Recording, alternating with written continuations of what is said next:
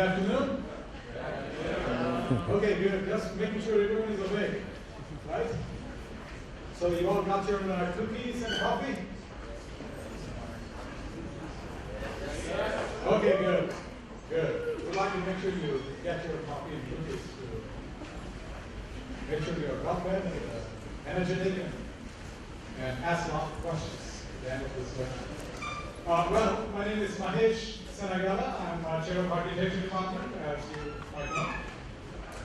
And it is my pleasure to introduce the speaker today as part of our CAP lecture series. And we are delighted, pleased, and thrilled to have Markus Dochantschi. He is from New York. He heads a firm called Studio MBA. And you have received in email very detailed bio of Markus, and I think you have probably seen all the details. So I wanted to introduce a few things that you might not have gathered from that email. And I have had a good opportunity of lunching with Markus and to learn about his diverse and varied background. Very interesting background, and his views about architecture, planning, and design in general, and his education. He is an educator as well. He teaches currently at Columbia, GSAP, the Graduate School of Architecture and Planning there, but he is also a guest critic for a number of schools in the region, and he has worked for many well-known architectural firms all over the world, Europe here, and elsewhere, and in Tokyo too, right? Yes. And so he comes, I think, with very interestingly varied experience as educator, as architect, and also as somebody who's, from what I understand, deeply interested and committed to the understanding of different cultures, understanding issues of sustainability, in particular those issues that bring a creative dimension to how to approach to solve the problems of sustainability. Because I think we are very committed and interested in the notion of sustainability, but I think what distinguishes somebody is and how differently you approach it and how creatively you approach it. And I think that is what we hope to hear from Markus today, and I think we will definitely hear about it. So for instance, he takes the studio to very interesting places in the world, which are all quite exciting. And I don't know if planning chair Mr. Kiley is back there, and so Markus has taken his studio to Ghana. Was it this past summer? Last month, yeah. Just this last month. So, and before that it was Ghana and different places. So I think that resonates well with us because we do take students, and we all go to Asia and South America and the various places in the world. So I think that tradition rings really very well. So with that kind of an introduction, I think we have a lot that we can talk about. So without much further ado, please help me give a very warm cat welcome to Markus. Thank you. Thank you very much. Well, first of all, thank you for having me. I spent a lot of time going to Cincinnati, so I know the Midwest a little bit. I haven't been here before, so it's always great to come back to the Midwest, and especially if you get to talk about your work. So thank you for having me. I have probably more slides than 45 minutes can digest, so I'm going to try to be fast maybe, and see that we run through this fast but not too fast. I'm not sure if we need to dim down the lights just a little bit. Thank you. I wanted to today give you a little bit a background of the work we've been doing over the past 8 years. I started my office 8 years ago. I was before project director at Zaha Hadid's office in London, and decided to go from designing master plans for 200,000 people to designing a closet in a townhouse in New York. And you know, you ask yourself, how do you make that transition, and how can you continue having a vision and continuing pushing ideas while starting your own firm. And one of the ways that I started doing that is to really always see every space, it doesn't matter what kind of scale you're at, as an opportunity to push your ideas and in a way understand what space really means. And this is an example of a design we did together with William Forsythe of the Frankfurt Ballet. This was to really test in space and understand how movement can influence a space and how you then can freeze movement. And movement was something that always was sort of interesting to me. And it doesn't matter if it's the physical movement of a person or if it's the movement or the circulation on the ground scape, or if it's the programmatic movement, or if it is simply how wind flows through buildings and influences buildings. And you will see how all of those interests and passions come together in the project. So this was a project we did for William Forsythe. This was a dance studio in Vermont, and we started to really look into movement patterns and how you can capture movement patterns. And on this quick animation, we kind of transformed what is a more contemporary movement in the classical ballet into a more modern movement. This then was combined with understanding patterns of landscape, because the dance studio was in Vermont. And we started to really test the idea of how can you break up landscape, how can you create a positive space that blends into a negative space, being the dance studio, and ultimately came up with this a sunken performance space, dance space, but really a platform for William Forsythe to create new work. The animation you see now was done 7 years ago, and it really shows how you can perceive landscape as something that is fluid, that you can cut, that you can slice open, and literally take it like a blank slate, move it up, and create the dance studio. But the dance studio really being driven out of shapes and patterns and dynamics that we captured out of tracing movement of classical and modern ballet.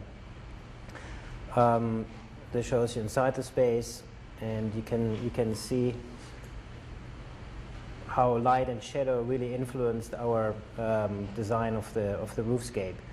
And light and shadow is a very important part of all the projects as I talk you through them, because I don't believe that there is something like a neutral space. I think every space has its own quality, let it be light, shadow, smell, temperature.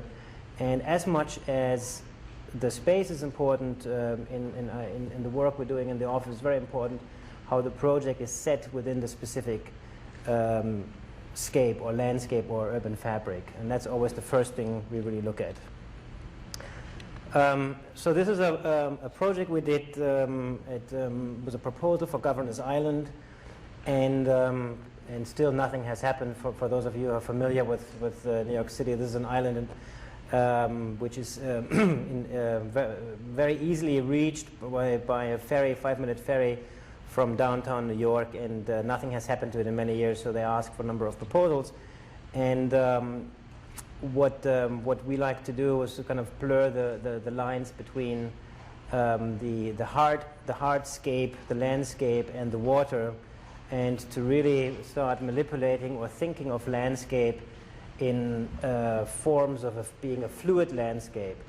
So what you see in green is it's the area that we could design on, and we proposed these 3 biomes, and each biome had a different identity and therefore had different conditions with regards to shading and lighting.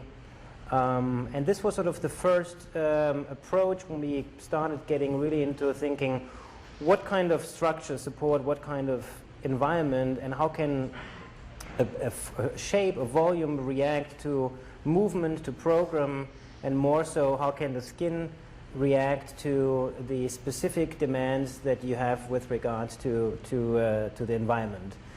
So out of this project, which still nothing happened, you can see now how close it is to New York, we started to think more and more about what can you as an architect do to push building structures and building systems to adapt to the demands that you have with regards to sustainability. And from there, we went to also think about programming. And this was at a time where, not like today, where a lot of work was happening in New York, a lot of development project happened. And we got asked to look at this site in New York, and we were really thinking about programming. And the thought of programming, and you will see that later, projects became very important in the work, because I always like to challenge a client with a given program and try to think of distributing program in a way that maybe one hasn't thought about. So we proposed this project in New York, and the idea really was to create this tower that had residential units which were orientated towards specific viewpoints in the city, based on a very simple pedestal, and the pedestal being an art gallery.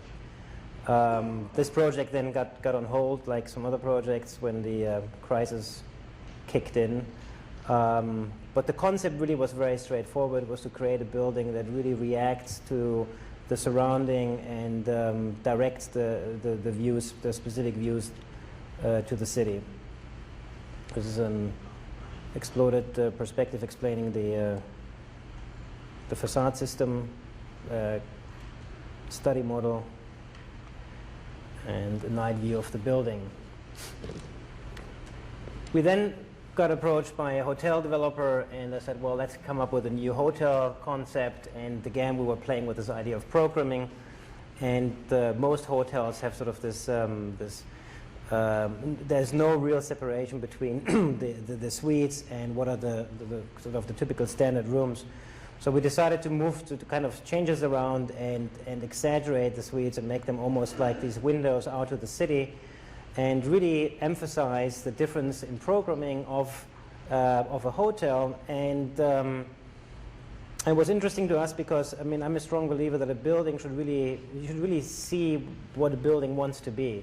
I don't think that a school should look like a hospital, and an office building looks like a residential building, and vice versa. So we thought we should really drive it to the next level, where you really see the public spaces as public spaces in a hotel, and you see the suites as suites, and the normal rooms as normal rooms. This was next to the High Line, part of a big development in New York.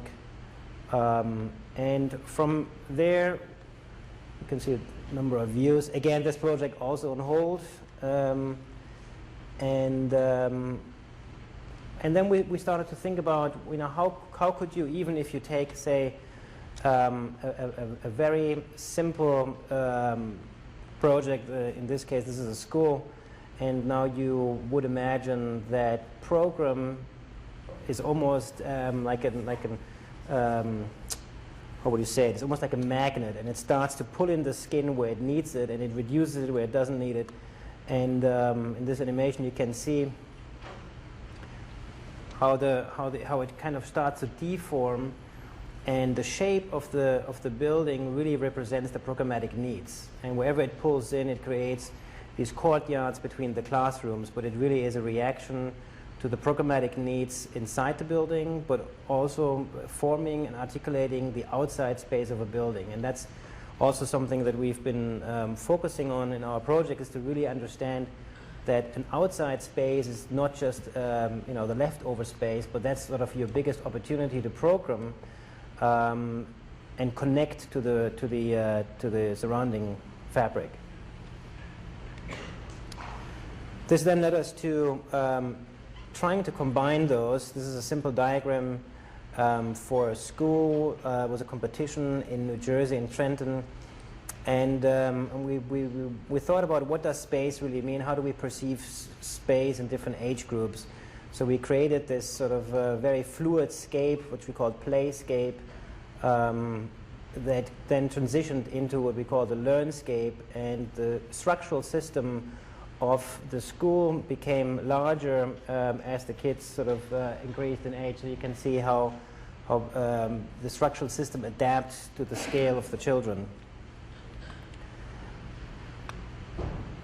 You can see here on the top, this is in plan, on the bottom in perspective, how the playscape turns into the learnscape.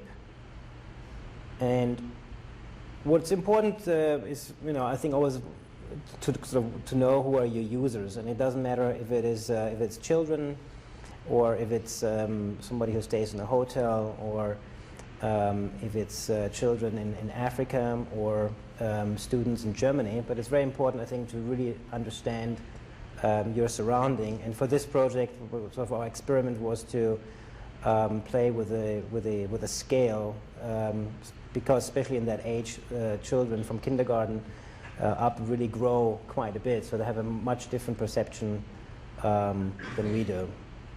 So you can see the playscape in the foreground that then turns into the learnscape, which is the building, which was designed almost like a ramping system that leads up to the top of the building. This was a competition, and interesting enough, we didn't win this competition, but the competition winner didn't get to build the competition, because this was the time when all of a sudden some money disappeared in New Jersey. So that project never happened for anybody, but it's could be a typical New Jersey story. Yeah, you can see the school in context surrounding the old building. And then we started to think about what kind of systems can you develop to deal with existing buildings. And this is a shading system we developed. And what you can see there in some charts is really the reality is that, let's say in New York City, every year there's maybe only maximum, well, that's probably now it's even less, but only 2% of the buildings are new buildings. So the rest is really existing buildings, and a lot of those existing buildings are so unsustainable. And the question is, how can you create a shading system, a solar shading system that allows buildings to be more sustainable? So we came up with this system, which is really sort of a modular system with a membrane, a photovoltaic membrane, that allows to react, but to also to cover different shapes, and is a sort of a very flexible secondary non-structural skin that literally, here we took the United Nations, could cover an entire building, and then depending on what uses you have inside the building, the skin can be adapted to it. So depending if it is a conference room, an office space, or a bathroom, the skin can adapt to it. And this is something we've been talking to engineers in New York about, because I do believe that while we have to focus on new buildings, there's a lot of opportunities with existing infrastructure. You see a close-up of the skin system. And from there, we want to talk a little bit about Malawi. This is a project we started about a year and a half ago, I want to say, and it was a very exciting challenge for us, because we wanted to make sure we build something that really will stay long-term sustainable in Africa. And we, of course, realized that we can't rely on building systems or on technology, but that we really have to create buildings that are what we call passively sustainable. And the degree of that is reflected in the materials we use. It's reflected in the orientation of the buildings and our shading and lighting strategy. This is a campus for 450 girls. You have dormitories in the front, dining hall, library and administration building, the classrooms, a gym, and staff housing. And this project is currently under construction. One of the ideas was we took some patterns that we found and translated those patterns into roof patterns, and the roof patterns became the roof patterns for the buildings. But they are more than just patterns, but their orientation and the angle also allows a natural ventilation and allows us to capture the prevalent east wind We then placed them on the site, but really in an orientation that allowed us to capture the east wind and take advantage of the north light. The important part for us, and when we use the word sustainability, we always talk not just about environmental sustainability, but we talk about a social sustainability and a cultural sustainability and a fiscal sustainability. And why that is important is because, especially for a school, you have to make sure that it is long-term viable. And before we even started designing, we looked at, or we really studied and made sure that we understand what kind of environment we're designing for. And this is something that my students do as well. When I took them to Congo, we had 2 weeks of research where really we just collected data. We did the same for Congo or Cambodia. And I feel it's very important to always do that. It doesn't matter if it's a school or if it's a gallery building. I talked to 3 students earlier that you design in San Francisco. It's very important that you understand your surrounding. So for Malawi, where I hadn't been to before, we looked at the population growth, of course. We looked at what kind of ethnic groups do you have, what kind of religions do you have, which makes a big difference. And we also looked at the situation with regards to orphanage, because a lot of the girls that come to the schools really come from a pretty extreme background, which means either they don't have children, they don't have parents, or their parents died of HIV/AIDS, it makes it clear to you why it's so important to create a campus that really feels more like a home, like a very large, safe environment, rather than sort of like a very formal and cold campus. And I think that's sort of.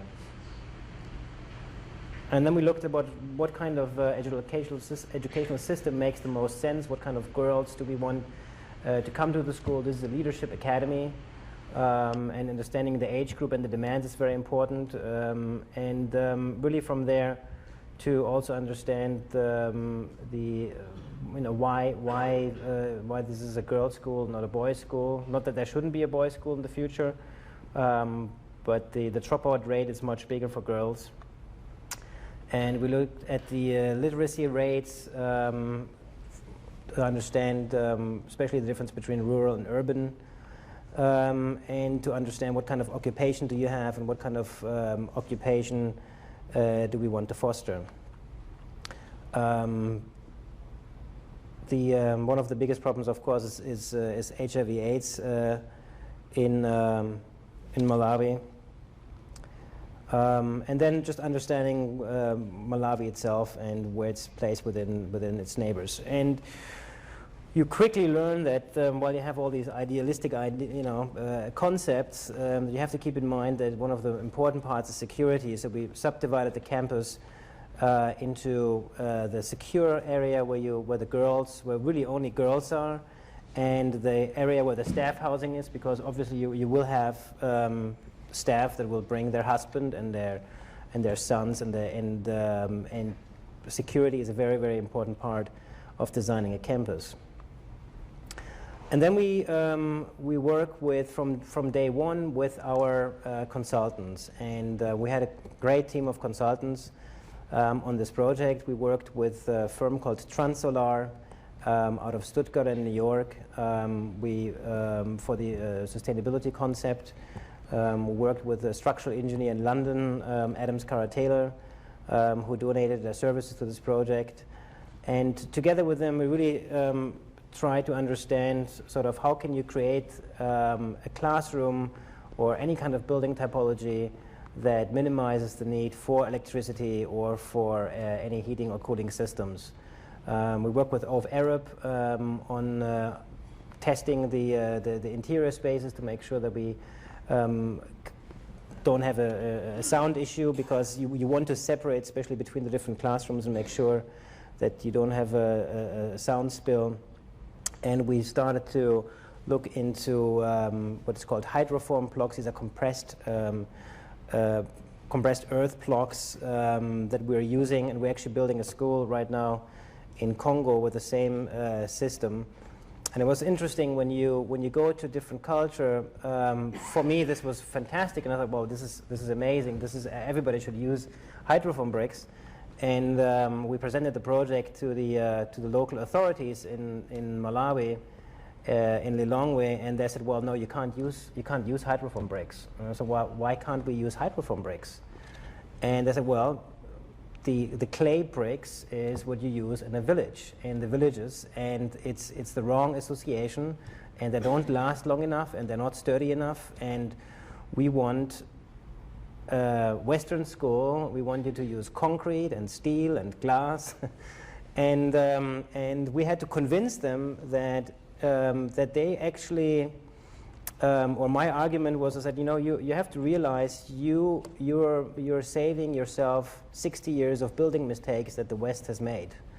And you're at the point now where with hydrofoam bricks you can build a building that is far more sustainable than we can achieve it in the West.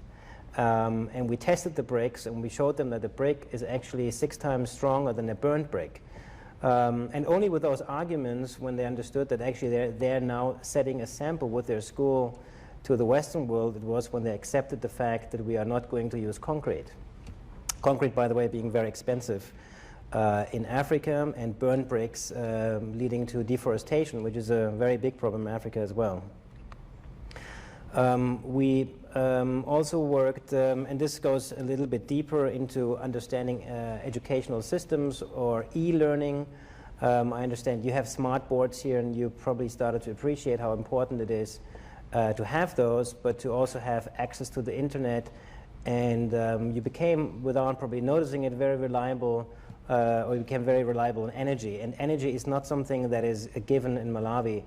We have in Malawi blackouts on a regular basis, and so for us it was important to create a solar field with solar panels to be off the grid, and while at the same time understanding the daylight conditions of classrooms. So here you can see a section to the classroom where we really use the skylight to let light into the classrooms without really having much electrical lighting. We also created a double-layer roof, which really creates a stack effect. So the room is ventilated at the same time while having enough light coming through the northern skylight. These are some structural drawings from our engineers where we combined sort of very simple structural systems with the more sophisticated systems, like for the dining hall, which is fully made out of bricks. We're also introducing wetlands to the school, which have not been used in Malawi. To my surprise, I found that they're actually being used in Congo, in Ghana, and it really is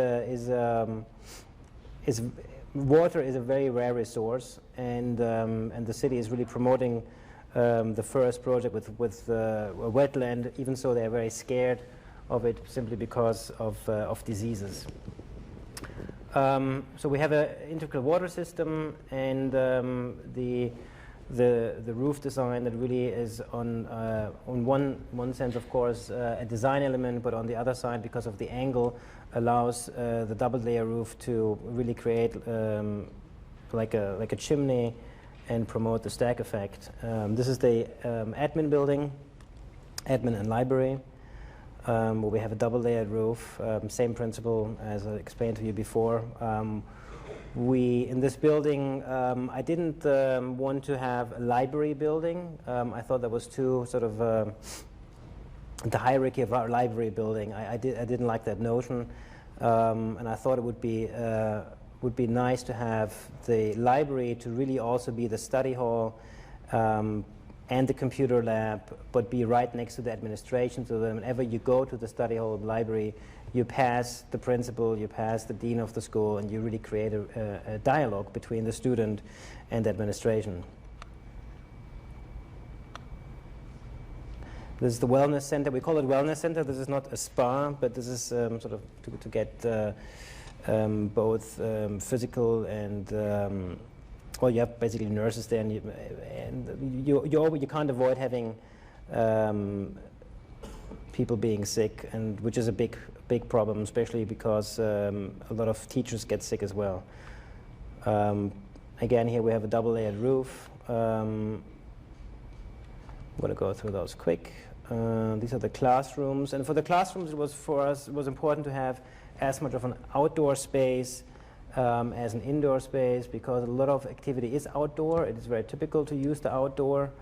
So we created this master plan allowing for the outdoor spaces, and here you see a section showing you the double-layered roof and a light study which Transolar did that shows you how the light comes in, the light reflects, and really allows us to be pretty independent of electrical light.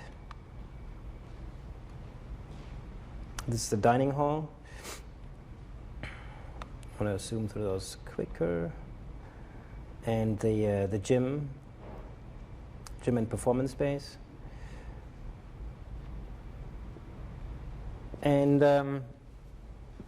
now, while we have those needs that we really have to adapt to in Africa, because otherwise the project just would fail, we tested the same in New York. This is a affordable housing project in the Bronx, and we tried the same game of really mixing the program, which basically means you have from studios to 3-bedroom apartments, from stores on the ground to communal spaces on the ground, and we work together with the advice of a developer from Austria, and Austria probably has the longest history of affordable housing, and came up with some principles that really also had to do with social sustainability. So, for example, we made sure that we never have more than 6 units per corridor to promote a sense of identity, that you really start seeing a space as your home, so you take more care of it. And they found over the years that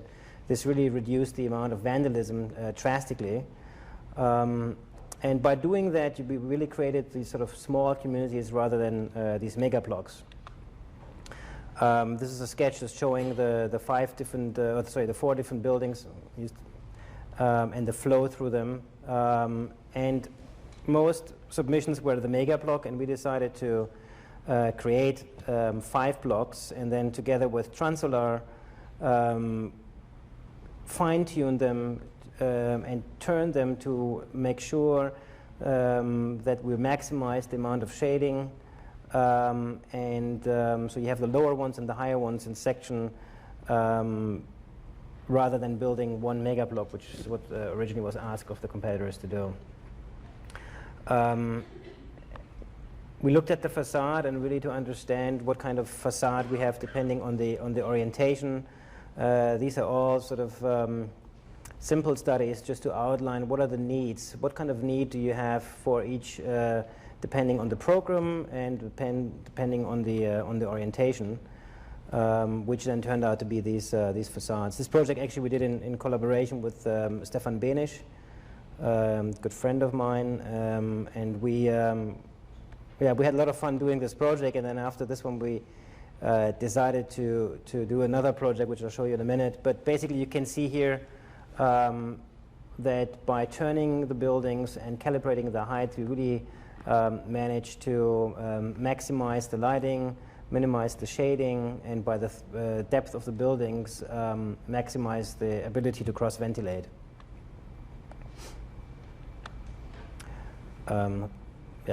We're not going to get too much into those details, but anyway, this was all based on pretty straightforward heating system.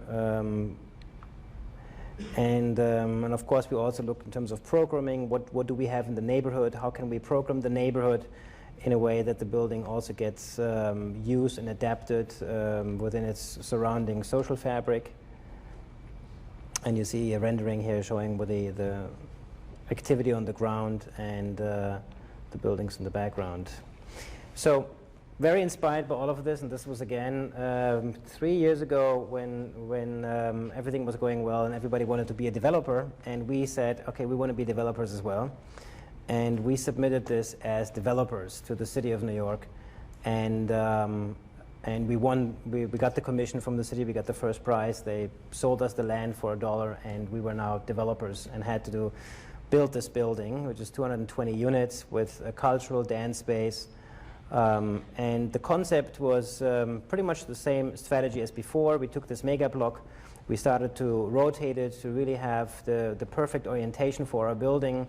We then sliced it over slightly to allow for a maximum of cross ventilation. And we then created these clusters in the sky that really were almost like 5 little blocks, each having their own identity. And again, to create a sense of identity as a resident, and then we created these gardens between those blocks. So wherever you were living in the building, you never had to go more than 3 floors to reach an outside space. And then the crisis came, and so the project is on hold. We still have the site. It was only $1, so. We'll see what happens to it. But I talked over lunch more about, we went pretty far. We started talking to manufacturers and contractors, and we made partnerships with Carrier Air Conditioning to develop a new system of how to finance more sustainable systems, but this would be a whole nother talk. Anyway, so here we looked at mixing and creating sort of, rather than having the affordable on one part of the building and the market rates on the other building, we decided to really distribute it throughout the building to really make sure that we don't create sort of these ghettoized areas within the building, but a good social vibrant mix. The key, again, was to make sure that we create these clusters with the green spaces in between and allow for ventilation, but really create these public zones within the building. And when we looked at the floor plan, that's why you see those 2 Ls. We of course are challenged with the amount of facade that you have, but our financing idea actually allowed us to do it because we not only had market rate apartments, but we also had the cultural space on the ground, which allowed us to cross-finance the project at the time. Here you see one of those gardens, sky gardens. Again, this was done with Transolar, and the orientation of the building was really a result out of what we learned in terms of the orientation, solar gain, and of course making sure that we profit from the cross ventilation. Okay, I'm not going to get into all of the details.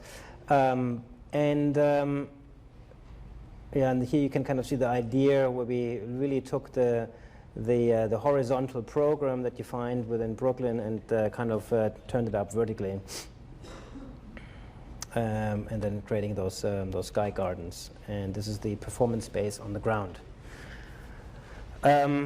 Another project I wanted to show you, which sort of has a different dynamic. This is an office building in Austria, and this was sort of inspired by the glaciers. And we looked at, if you take an ice block and you would melt it, what kind of starts to melt down, and what is the minimum that holds it just the moment before it structurally breaks. And this became the diagram for the building. This is a 6-story office building on a very prominent site, and so this is a little animation showing sort of the melting process of the block. So whatever you see in gray remains structural, and we then started to take one of the main view lines that the building had on the side, and really start to morph and form the building to respond to the surrounding fabric.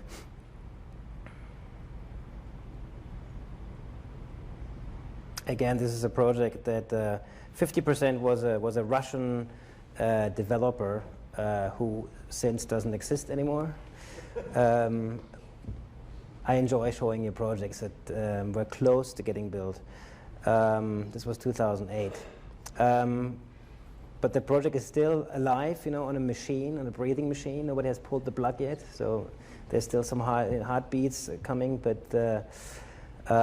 yeah, so this is a rendering of the office building, and pretty simple floor plan. In the center, the core. That's also the structural core, and then a pretty straightforward open floor plan, which you also can see in sections. So the circulation is right in the center, the spine of the building. And then we won a competition in Aachen, in Germany. This was maybe 8 months ago. This project it's a university building. It's a Center for Advanced Mobility in Aachen. And it was an international competition. We won the first prize. We're actually now in the construction drawing phase, and we'll start construction next year. And the approach was the same pretty much as we had for Malawi or for BAM or for the New Housing New York, where one of the main issues here is the air. Can't remember now how to translate this, but basically it's the air corridor that allows the city of Aachen to be ventilated. And part of the trick of the competition was that in this area here you couldn't build up at all. It had to be at zero.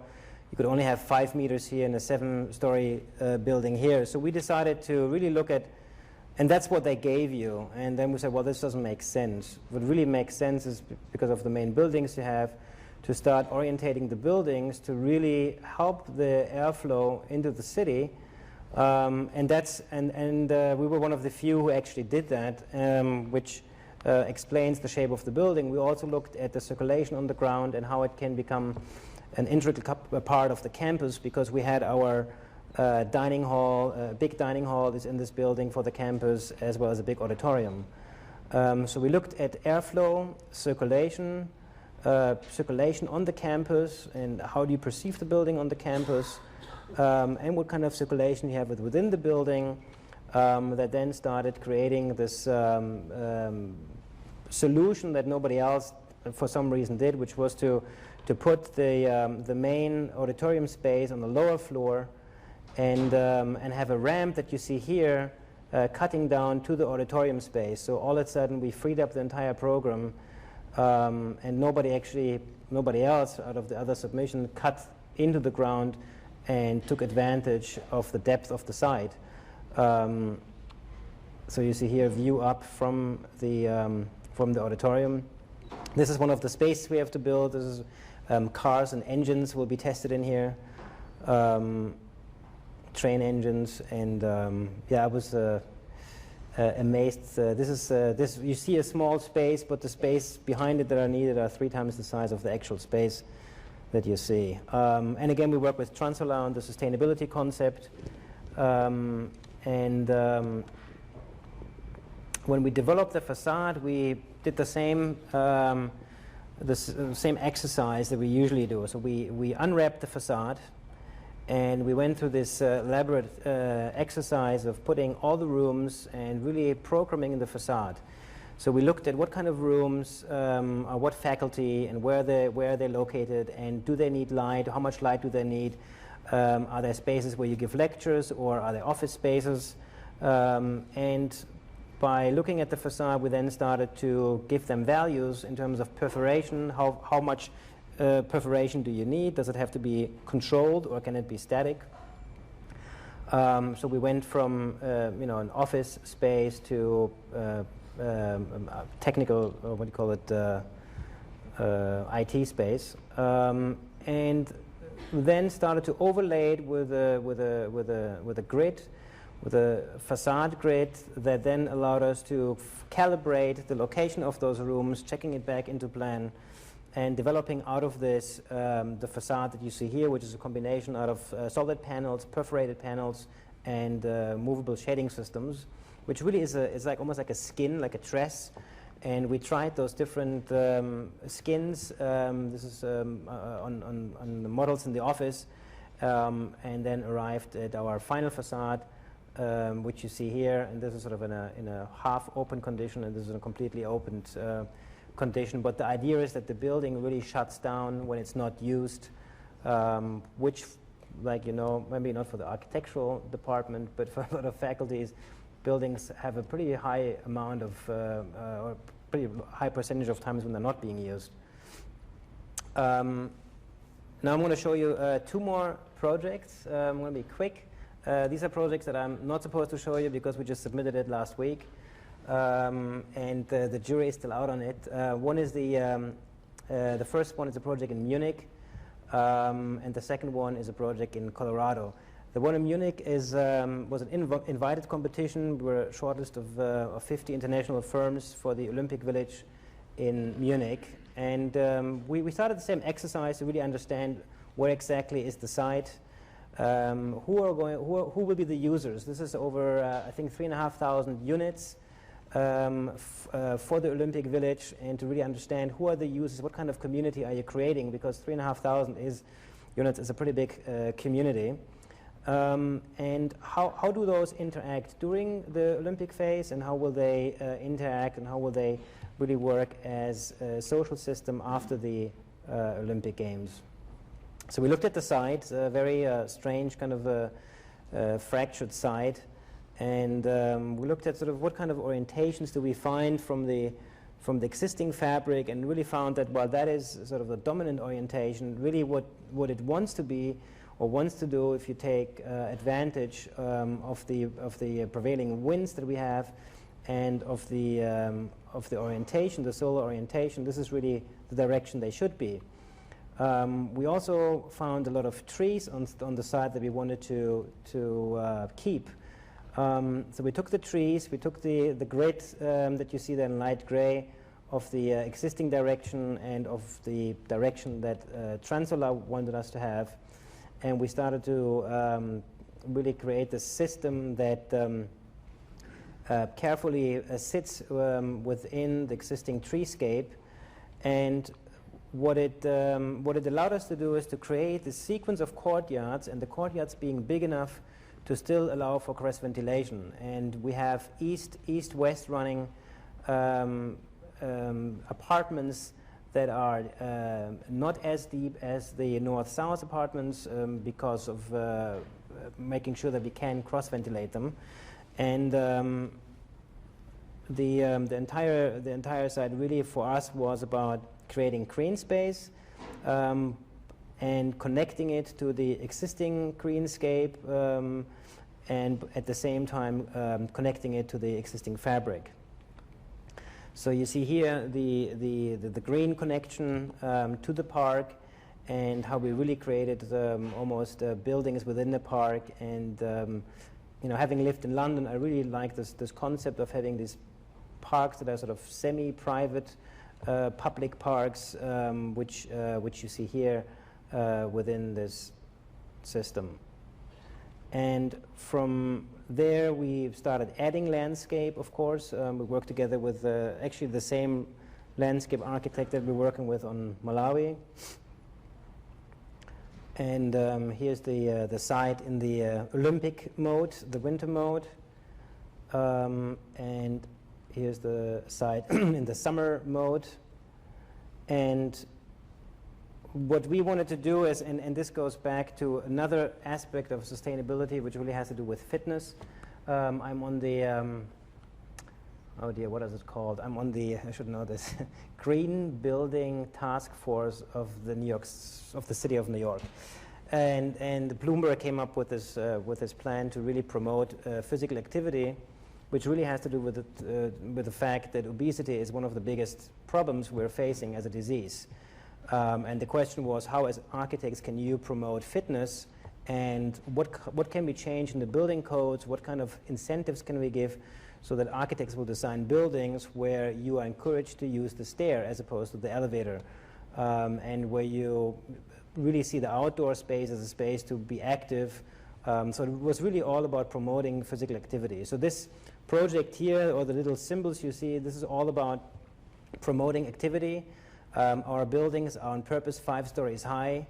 The elevators are not very close, so you have to, it's almost a bigger effort to get to the elevator than to use the stair, while of course making sure that there is parking close to the elevators to allow for ADA or the ADA codes, but to really promote physical activity. And this went all the way to the floor plan. You see the typical floor plan here. So this is our fully cross-ventilated single apartments running this way, and here's our double-loaded corridor running in the other direction with sort of the center, the focal point, which is a stair, a ramp that takes you up from the ground to the fifth floor and all the way up to the roof. Here's a typical layout of the apartments. Again, including communal spaces, communal gardens. So you have shared gardens within the building, you have greenscape on the roofs, and you have shared green spaces within the courtyards of the building. We also created this running track on top of the building. There's a long running track and a short running track, and running tracks and ice skating tracks outside of the building. We created a facade system. What you see here, is a PVC membrane that basically also has photovoltaic cells. So we're generating a lot of the electricity, which you can see right here. So these are the membranes around the courtyards. These are our main roofscapes, and this is the existing park, this is the new park, and some more buildings here on the left. This is a close-up showing the activity. I'm just seeing if I know. No, okay. We had those made in China, so I was just checking if. Good. And this is just a view of the courtyard during the Olympic mode. The last project is kind of a fun project. We were invited, we were one of 5 finalists for wildlife crossing in Colorado. This is a bridge for animal crossing, which is a massive problem, especially on this interstate. And I teamed up with Diana Bulmori in New York and a structural engineer out of Germany. And the question really was, how can you create a system, a bridge that is prefabricated, sort of the IKEA of bridges, sustainable, that the animals, our clients are the animals in this case, would adapt and would be willed to cross, and at the same time is not expensive to build. So we came up with this 7-step process, and really looking at the bridge being completely made out of wood. This is milled wood. It's a bridge system that they have already built, or they're actually in process of building in Germany. You only have some concrete on the side, but it's completely made out of wood pieces bolted together, allowing you to span over the street. This is a 40-meter span. And the idea was to create a bridge that then adapts or allows the landscape on top of it. And you can see the deformation of the bridge really reflects the landscape on top, because in some areas, of course, where you needed more soil for planting, you have more weight, so therefore the structure needed to adapt. This shows you the construction process of how the bridge is installed and put in place. Key here is to have as little disruption of the traffic as possible. This is a section through the bridge, and this is the landscaping concept on the bridge. I learned a lot about animals during this exercise.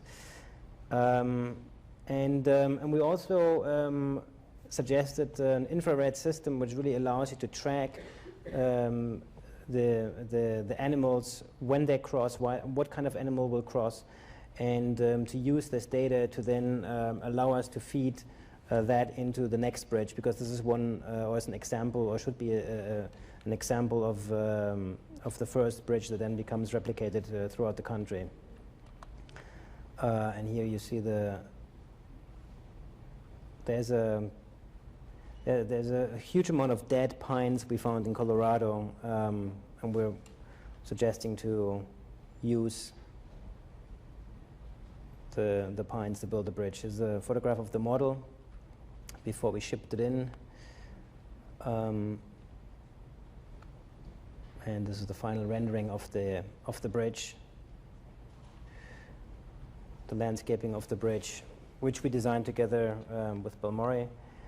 And here you see the view. You can see the layering, the wood layering of the bridge.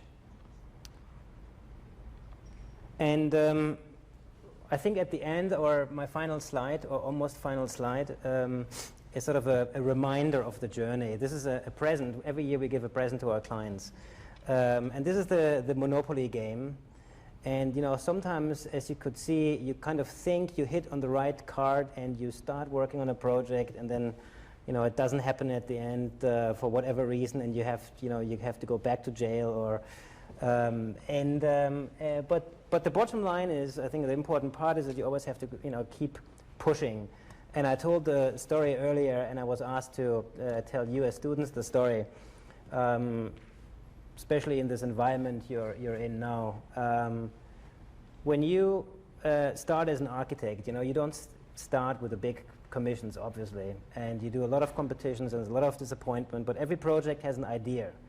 And if you document that, this idea will continue perhaps in another project.